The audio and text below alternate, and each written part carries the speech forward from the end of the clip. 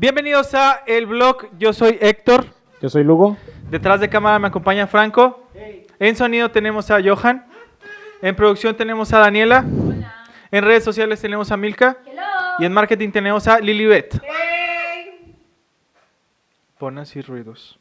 ¿Sí? Aplausos. Sí. Ok. Lugo, ¿cómo estás, amigo? Lastimado de mis dedos.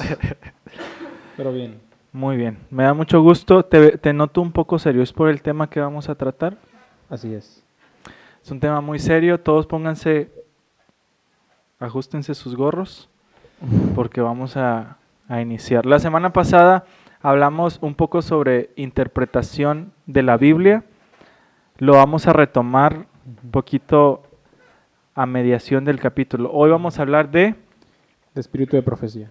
del espíritu de profecía. En contexto o en concreto sobre Elena White. Morboso.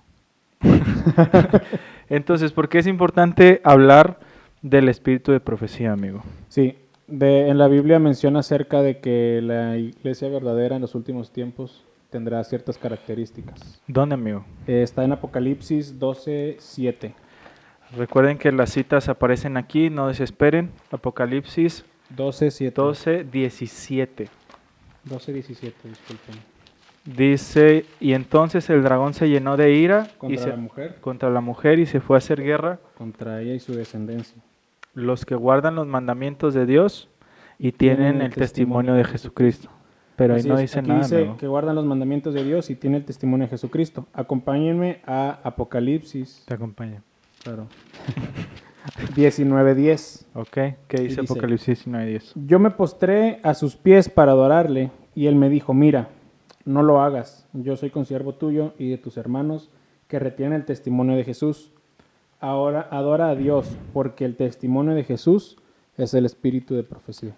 Wow. Entonces aquí nos está explicando que el testimonio de Dios es el espíritu de profecía que menciona en Apocalipsis 12:17. Entonces, lo que está diciendo es que en Apocalipsis 12:17 se nos dicen algunas características de la iglesia en el tiempo del fin o de Así la es. iglesia remanente, que son guarda los mandamientos de Dios Tienen el espíritu y tienen el espíritu de profecía. Entonces es importante esto porque pues nos dice que en el tiempo del fin tenemos que buscar, para que sea la iglesia de Dios, tenemos que buscar una que guarde los mandamientos de Dios y tenga el espíritu de profecía. Así es. Ahora, hay varias iglesias en estos tiempos que ya llevan rato, inclusive salen a cada rato, personas que dicen que son profeta o que tienen un profeta, inclusive la iglesia adventista dice que tiene una profetisa.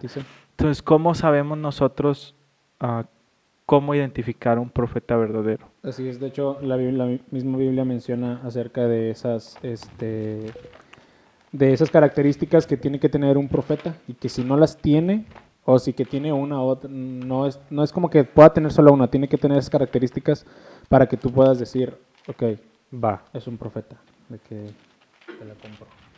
¿En dónde encontramos Está esas características? Isaías 8:20. Isaías, Jeremías, ya. Sí. ¿Sí? ¿Lo tienes ahí? Aquí sí lo tengo. Ok. Dice, a la ley y el testimonio, si no fuera conforme a esto, es porque no les ha amanecido. Hay otras versiones que dicen, a la ley del testimonio, si no dijeron conforme a esto, es porque no tienen luz. Okay. Entonces, dice que un verdadero profeta, o en este texto podemos concluir que alguien que dice tener la verdad, tiene que hablar de acuerdo a la ley y al testimonio. Así es. ¿Cómo podemos interpretar eso? En que dice a la ley y el testimonio, o sea, que guardan los mandamientos, podríamos decirlo, y el testimonio, o sea, que viven, que su vida da testimonio de Jesús. Podemos abordar, por ejemplo, al capítulo que mencionamos del estilo de vida. ¿Cómo es que podemos reflejar en nuestro estilo de vida el carácter de Jesús? Okay. Entonces, un profeta verdadero tiene que su testimonio hablar de Jesús. No puede decir guardar la ley y vivir, pues, como el débil. Sí, o sea, vivir secularmente, o sea, no tiene sentido para eso, para nosotros eso. Ok, otra de las cosas que podemos interpretar este texto es que en aquellos tiempos o en la antigüedad a la ley se le conocía como el Pentateuco y al testimonio a los escritos de los profetas. ¿Qué es el Pentateuco? Son los primeros 5 libros de la Biblia, escritos por Moisés. Así es. Génesis, Éxodo, Levítico, Números y Deuteronomio. Entonces ellos dicen, si se levantaba un profeta, tenía que hablar de acuerdo a lo que ya estaba establecido, a lo que habían dicho los profetas anteriores y a lo que había dicho en la ley. Sí. ¿Por qué? Porque el espíritu de profecía o el don de profecía lo da el Espíritu Santo, y en el episodio pasado vimos que el que inspira la Biblia, ¿quién es? El Espíritu. El Espíritu Santo. Entonces, si es el mismo Espíritu, no se puede contradecir. No puede decir algo diferente a. Exacto.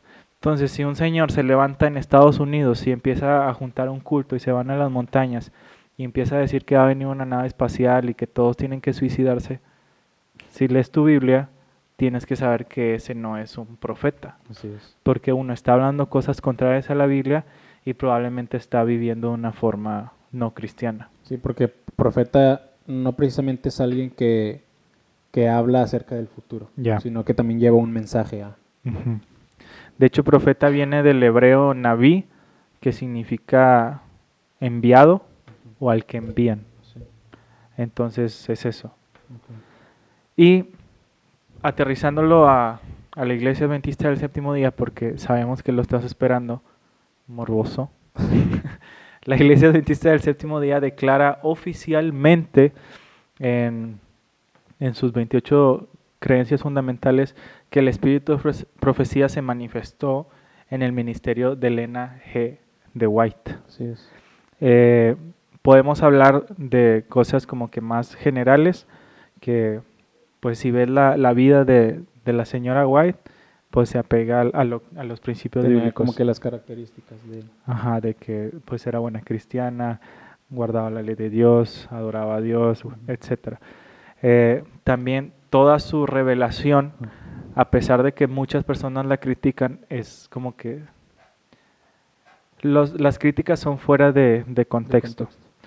Les invitamos a leer por ustedes mismos los escritos de la hermana White y ver cómo sus escritos simplemente nos llevan de regreso a la Biblia.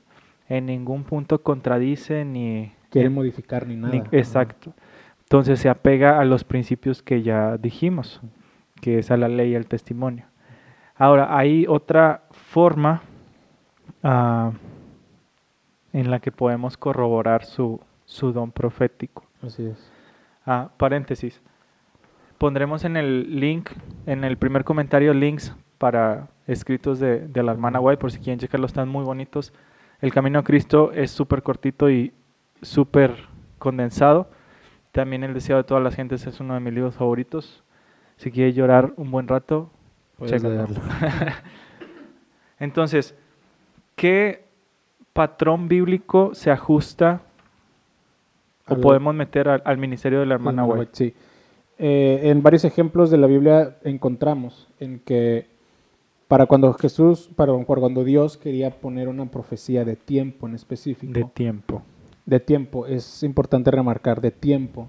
Levantaba un profeta que la pregonara al inicio, que era el que la profetizaba, y después, cuando la profecía estaba a punto de cumplirse, ya sea antes de que se cumpliera ya cumplida, levantaba otro profeta para que, digamos, recordara o dijera que, como que volviera a pregonar esa misma profecía. Okay. Entonces, ahorita vamos a hablar de ejemplos bíblicos de profecías que hubo 2 profetas en las que uno se levantó y lo dijo, y cuando se cumplió, volvió nuevamente a surgir otro profeta y la recordó. Entonces era inicio, y bueno, ustedes son al revés.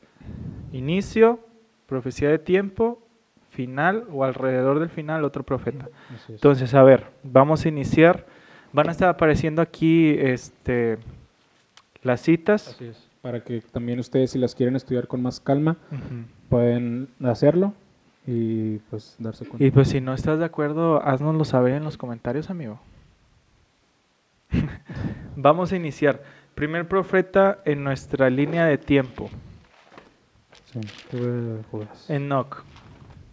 Enoc, se habla de Enoc en Génesis y también se habla de Enoc en el libro de Judas. Judas en los versículos 14 y 15. ¿En qué capítulo? Como Judas nada más tiene un capítulo, no se dice el capítulo. Judas 14:15 dice: de estos también profetizó Enoc, séptimo desde Adán.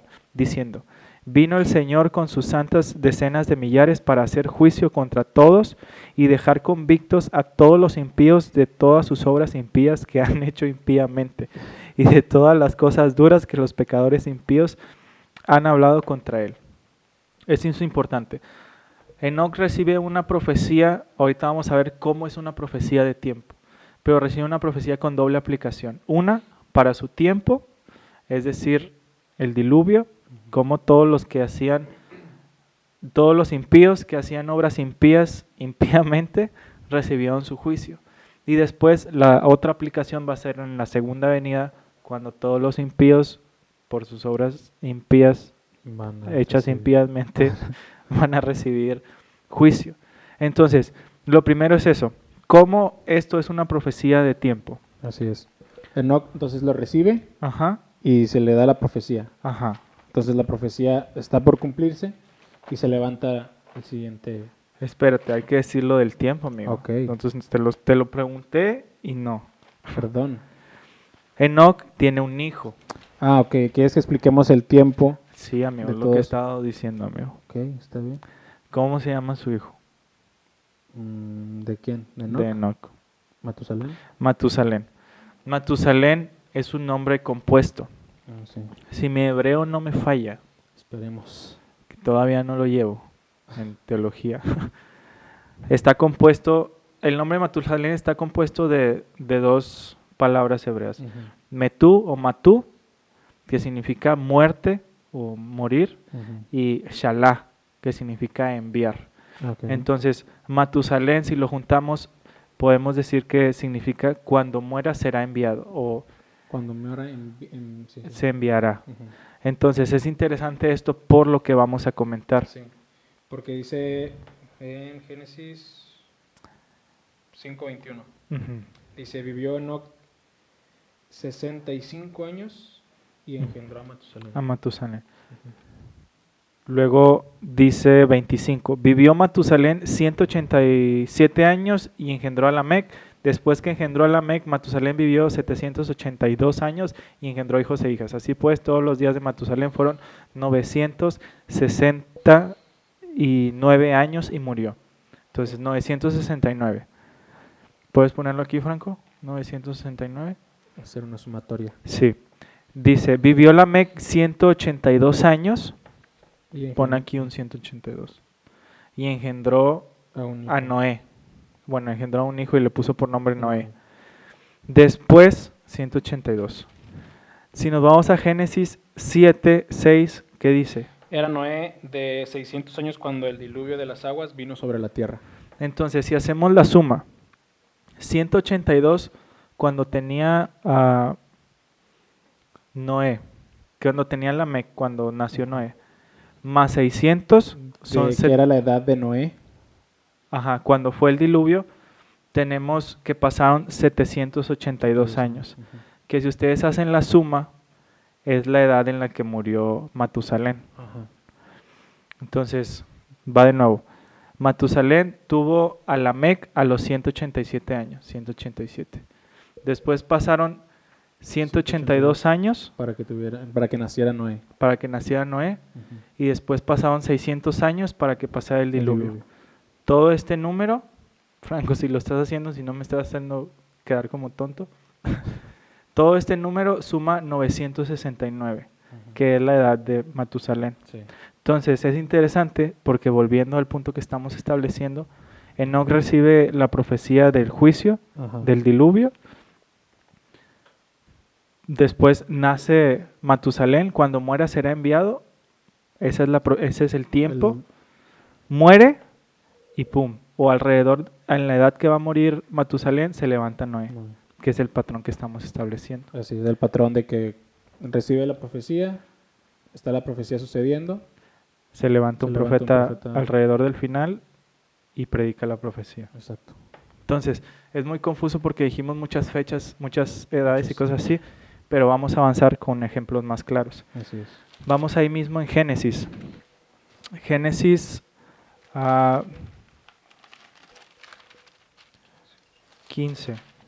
15, 14, 15, 13. Aquí está hablando Dios a Abraham. Entonces Jehová le dijo, ten por cierto que tu descendencia habitará en tierra ajena, será esclava allí y será oprimida 400 años. Pero también la nación a la cual servirá juzgaré yo, y después de esto saldrán con gran riqueza. Así es. Entonces Abraham recibe una profecía de tiempo. Ujú. No, es que Abraham no era profeta, bla, bla, bla. En Génesis 26 dice, le dijo Dios en sueños al Abimelech, yo también sé que con integridad de tu corazón has hecho esto y también yo te detuve de pecar contra mí, por eso no permití que la tocaras. Ahora pues devuelve la mujer a su marido, Sarai a Abraham, porque es profeta, etcétera, etcétera. Entonces Dios Ahí lo importante es que le dice que es profeta. Ajá, para la gente que dice, no, es que Abraham no es profeta, aquí está diciendo que sí es profeta. Entonces Abraham como profeta recibe una profecía de tiempo. Sí. Entonces, según nuestro modelo, profeta recibe profecía de tiempo, Pasa el tiempo y luego Luego después la profecía se cumple.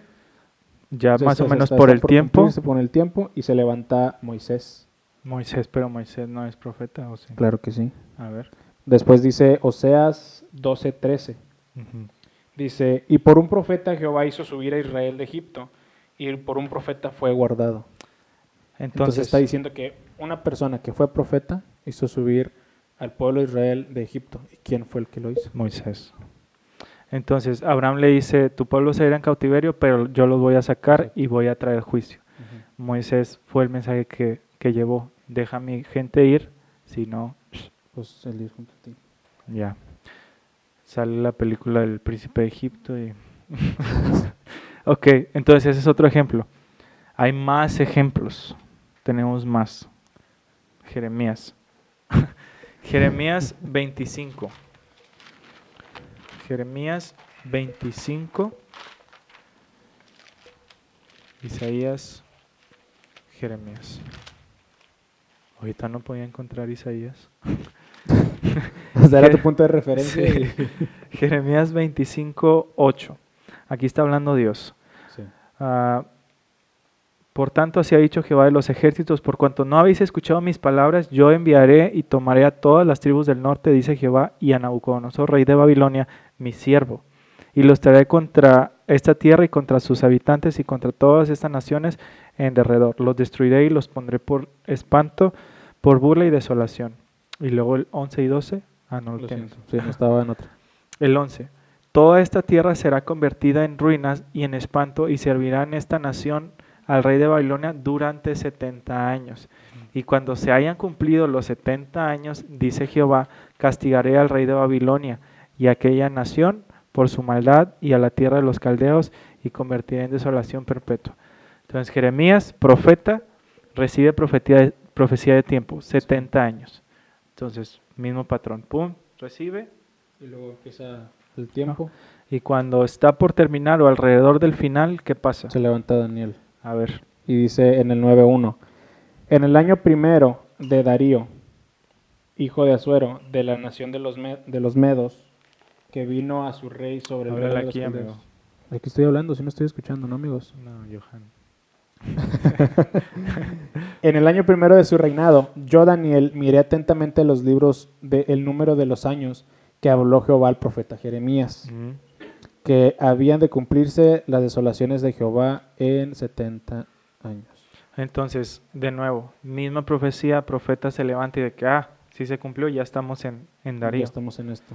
Entonces, ese es otro ejemplo del mismo patrón. Igualito. Ahí mismo en Daniel hay más ejemplos. Ah, sí, de hecho. A ver. De hecho, después de esto viene Daniel y habla en el 9:24. Sí.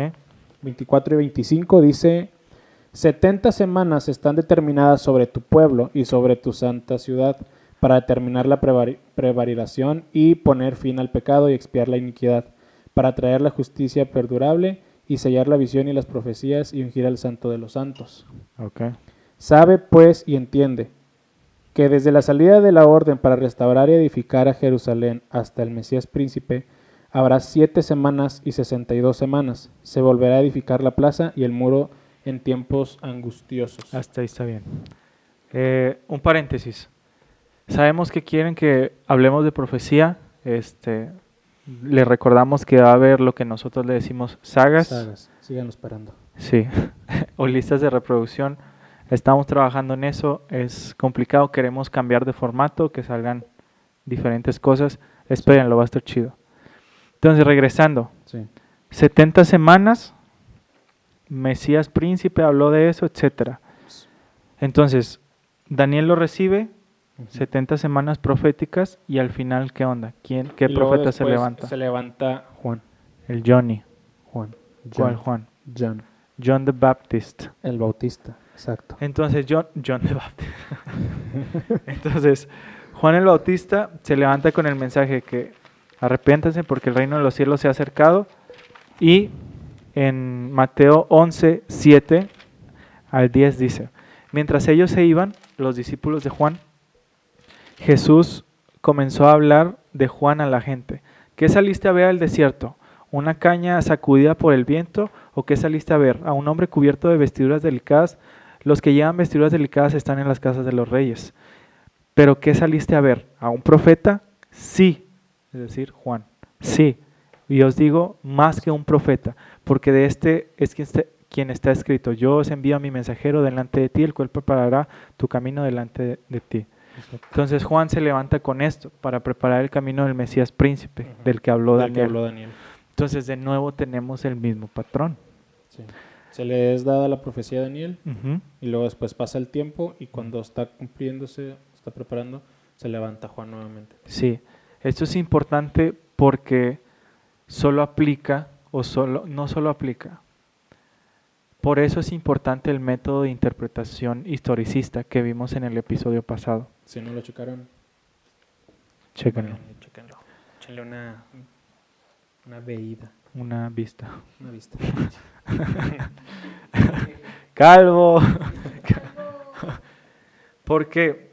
Porque el método historicista dice eso. Lo que se presenta en la Biblia, así como Abraham recibió, después pasó el tiempo y se levantó Moisés, etcétera, es el método que usaban los padres protestantes, es el método que usa la iglesia adventista y pues es el método que se usa en la Biblia.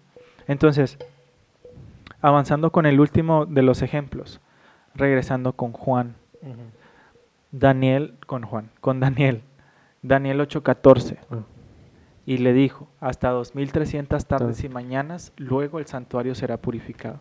Entonces Daniel recibe esta profecía de tiempo, es la más larga en toda la Biblia y es la última profecía de tiempo en cumplirse. Exacto. Eso es importante notar, la última profecía de tiempo en cumplirse. Sí, de hecho es bastante importante porque según el patrón que estamos siguiendo solamente profecías de tiempo. Entonces esa es la última que se da y que se cumplió. Entonces Daniel la recibe y empieza a cumplirse, o empieza a correr el tiempo. Y termina, de nuevo lo vamos a ver en las sagas de profecía, termina en 1844. En 1844, ¿qué es lo que sucede? ¿Quién se levanta? Elena G. de White. Elena de White. Entonces es importante porque en ese año en específico, no se levanta ningún otro profeta. Tiempo antes, a ver qué va a hacer. Sí, y no se levanta ningún otro profeta, además de que ella viene y pregona la misma profecía.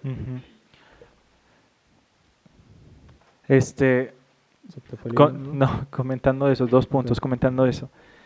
La primera visión que tiene, ve al pueblo que estaba esperando a Jesús en camino al cielo. Después va al cielo, se topa con Jesús y le dice, ¿sabes qué? Todavía no es tiempo, tienes que regresar. Sí.